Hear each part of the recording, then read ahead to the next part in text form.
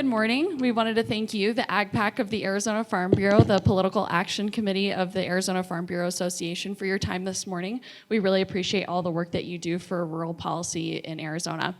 My name is Taylor Rogers. I am a fifth-generation agriculturalist and also come from a third-generation Arizona Farm Bureau family. We're here today because we all know there's a drought. There's no way around it. Stephanie Smallhouse, your association president, gave a quote a while ago that has really stuck with me and embodied the posture and the attitude that I believe rural Arizonans and farmers and ranchers take when it comes to water conservation. We have engaged in nearly every conservation with either a seat at the table or a bullhorn at the gate. And I feel like that's been embodied throughout the past and currently in the present. We are asking today for $5,000 to help an existing water conservation program that is running out of money. But before we get to that, we wanted to highlight a couple of different ways that rural Arizonans and farmers and ranchers have been at the forefront of water infrastructure and water conservation in Arizona. So we will start with Salt River Project. Salt River Project started, its inception was in 1903 when a group of local farmers and ranchers came together, and they all had the same great idea, which was we need to secure water infrastructure in our future of water in Arizona. They formed the Salt River Valley Water Users Association, and they offered up their own land as collateral to build the Roosevelt Dam. Why would they put their livelihoods on the line for Roosevelt Dam? Because they were thinking ahead and they knew the importance of water infrastructure for the future of our state. In 1917, they gained the authorization to manage Salt River Project. And over the years, both Arizona and SRP have grown together. Arizona into a very highly populated state that we are now, and SRP to serve over a million folks with deliver power to over 1 million customers and over 850,000 acre-feet of water per year. Next, we'll move on to CAP, or Central Arizona Project. In 1968, the authorization to start construction of CAP, of Central Arizona Project, was enacted, and farmers have been at the forefront of that as well from the very beginning, including Howard Wirtz, who was on the very first board of directors. He served for over 15 years on the board and 3 terms as president. He was the lone Pinal County farmer on that board of directors, and he brought to the table the agricultural perspective as well as the rural perspective. So farmers have been thinking ahead in the past, and they're still thinking ahead now. And with that, I will turn it over to my teammate, Tom.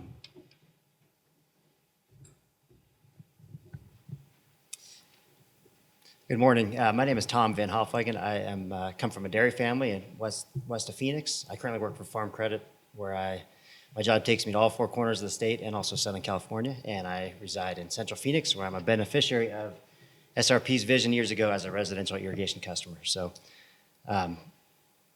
as Taylor mentioned, you guys, as agriculturists, are well aware, Arizona is in a drought. We've seen below average precipitation since the late 1990s, so over 25 years. And this drought has impacted everyone in Arizona, from metropolitan areas to rural communities. However, rural communities in agriculture bears the brunt of it first, whether it be Pinal County irrigation users having their water supply cut by more than 50%, domestic wells in remote areas of the state going dry, or ranchers having to haul water to dry stock ponds as a result of declining precipitation and runoff. The uncomfortable reality is all this is occurring before I'm seeing any cutbacks in my house in Central Phoenix, right? I can still fill my pool, water my grass, while rural communities are bearing the brunt of it first. So it's becoming apparent that water conservation and doing more with less is critical to Arizona's growth. It's important that we continue to build on the vision that SRP and CAP had many years ago if we want to see Arizona thrive for future generations. So that brings us to the present. In 2022, Water Conservation Grant Fund was created in a bipartisan effort to promote responsible water use throughout all of Arizona. Like many of you, I attended many industry events over the last several years where drought was a one of the main topics. And frankly, I grew tired of reading in newspapers and hearing policymakers talk about how we all need to come together, but little was being done. But in 2022, this grant fund was put together in an effort to reach all parts of the state. It's an example of bridging the gap between urban and rural communities, as a couple of examples I'll show you in a minute. The program is administered by the Water Infrastructure Finance Authority, which is an existing agency with some processes and infrastructure in place. $200 million was made available to applicants ranging from $250,000 to $3 million. In total, there were 189 grants approved, but I pulled just a few to illustrate for you guys how this is impacting all of Arizona. Grants approved range from the town of Duncan replacing corroded pipe and installing a leak detection system, Roosevelt Irrigation District in Maricopa County having funds available to line canals, automate gates, the San Carlos Apache Tribe having money available to replace and repair fixtures to prevent water waste, and the Creighton School District in Central Phoenix replacing grass athletic fields with artificial turf.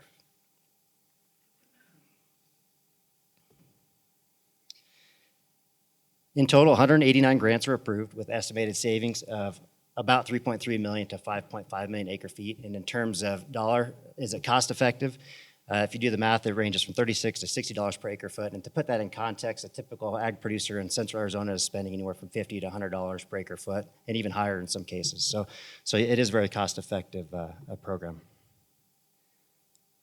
The important thing to remember as rural communities and agriculturalists is that every drop of water that we can save in Phoenix is important to all of Arizona, which is a drop of water saved in Phoenix is a drop of water that stays in the Colorado River or Salt River watersheds that may be available for future use, whether that's to grow crops in Yuma or a new development in Phoenix that is so important to the growth of Arizona. So the program was fully allocated as of June 2024, so there's no more funds available. It was a one-time $200 million that was set aside. But as we know, the impacts of the drought are going to continue to be felt, and there's more work to be done. And I'm going to pass it over to Kirk, who's going to talk about what we can do next. Thank you, Tom. Test. All right. Thank you, Tom. That's what happens when you trust a farmer with a microphone. So, like Tom was saying, I wish that we had a sexier idea for how to solve our water crisis than to continue funding the Water Conservation Grant Fund through WIFA. This has been an ongoing issue that you all well know, and there's been lots of big talks as far as how do we augment water in our state, how do we bring in new sources, and this doesn't seem like it's going to fix everything, and the truth is it's not. But the problem right now is that it's working and we're running out of money. So why would we be asking you, the Ag PAC of Farm Bureau, to help continue to fund this program that's, for all intents and purposes, really going to be benefiting more of the urban population than the rural population? Like Tom mentioned, very wisely, I think, every single drop of water that's saved in Phoenix is going to benefit rural Arizona. Every drop of water saved is a drop of water less that people are going to be going after from the Colorado River, from the Salt River watershed. And this is such an important issue that we believe it is an imperative that we devote specific lobbying efforts to try to get at least one supporter from each chamber in our state legislature to sponsor putting an actual bill forward that's going to fund this in perpetuity by putting a line item in our state budget. And as you well know, our budget is a mess right now in our state. And so this is exactly why we think that it's imperative that we have a specific firm that's devoting their entire time from August to December prior to the next session to be able to work solely on this issue, because it's going to be such a heavy burden to bear. As you well know, this has been an issue for a very long time. Like Tom and Taylor, I'm a generational farmer. My name's Kirk Dunn. I'm from Yuma County. These are my dad and my granddad. Actually, it's granddad and great-granddad now. And I've had the privilege of being able to listen to them as they speak throughout the years. I can remember countless conversations at my granddad's dinner table where he'd come home from the Water District Board, where he serves as a member for several decades at this point, and he'd have a binder this thick with graphs of the Rocky Mountain watershed and the hydrology reports, and back when I just thought that the colors were cool and I didn't even know. And then as I continued to mature, the problem got worse. And it seemed like this conversation has been happening more and more and more over the course of my lifetime. Well, that's part of the reason why we're here today, is because folks like you have been the canary in the coal mine that have been preaching to the rest of the state that this is a problem. We've had a problem in Arizona for a very long time. Urban Arizona is finally getting on board. People like Howard Wirtz, people like the farmers who started the Salt River Project, they're the giants on whose shoulders we stand today. They're the ones who, they didn't discover Arizona or the West, they built it. And they've given us a responsibility that we shouldn't take lightly, an opportunity that we can't afford to waste. What are we going to do from our lofty perch on their shoulders? What have we been doing? We've been yelling at urban Arizona, there's a problem. You guys need to wake up. With a bullhorn at the gate, like Stephanie Smallhouse said. The good news is they're listening, finally. And so now we have a decision to make. Are we going to continue to let petty differences derail us from actually solving issues, from saving water just because it's in Phoenix, just because it's not in rural Arizona? Why do they get all the money? Why does the great state of Maricopa get to govern how we all live? That's my oldest daughter on my shoulders. I'm showing her what it looks like to irrigate wheat. When I was her age, you all were the ones with the bullhorn at the gate, telling the rest of the state that we need to wake up. What's the message going to be when she's my age?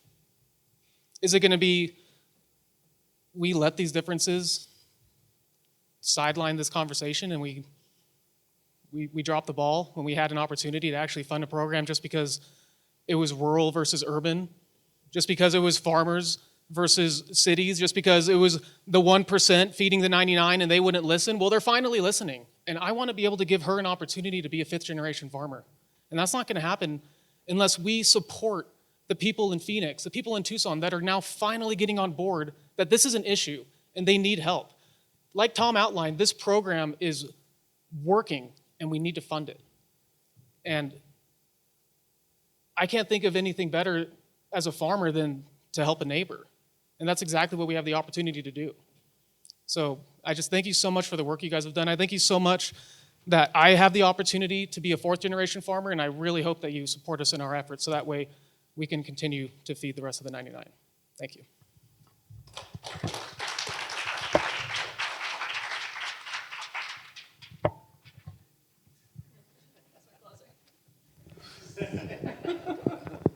So, do you all have any intel at this point ahead of the next state legislative session on who else might be going in on this to try to advocate? Like if we go in there as the PAC, who are we in company with? Who's going to be championing the conservation fund?